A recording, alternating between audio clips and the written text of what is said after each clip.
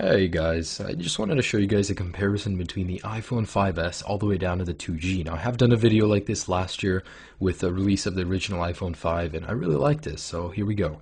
Now in advance I do apologize for the number of hands on the screen. I had to get some people to help me with this. But here is the original shutdown test on all devices. I'm going to let go at the exact same time. So there it goes. Surprisingly, the 3GS was first, followed by the 3G, then the 4, and then the 2G. There's something about iOS 6 and lower that actually makes the shutdown time a lot faster than iOS 7.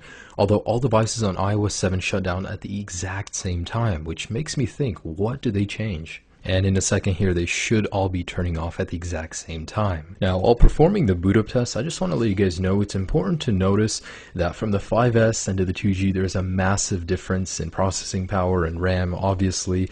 Also, the software is different, so that could majorly affect this. Now, I wasn't too surprised because the 5S, of course, came in first, followed by the 5 and 5C. What came next was actually pretty surprising. And just to let you guys know, all of these devices are freshly restored, non-jailbroken, completely stock.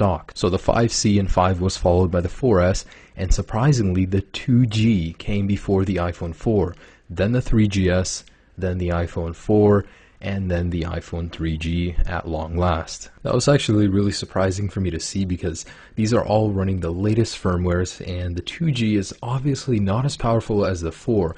It's just the booting sequence and the way it works probably was changed in iOS 7, so that could be at fault. Now for the last couple of tests, I'm going to load reddit.com and apple.com, and the 5S is almost instantaneous. Thanks to the extra processing power and the new Wi-Fi capabilities, it's an amazing web browsing device, and it goes downhill from there to the 5C and so on. Just to confirm, all applications have been closed in the multitasking bar where applicable, and we're just going to go ahead and load reddit.com. And here we go. So this is reddit.com, launched on all devices at the same time. The 5S is king in this test as well as all others. Then comes the 5, then the 5C, then the 4S, and then the 4, and so on. So what did I learn doing these tests?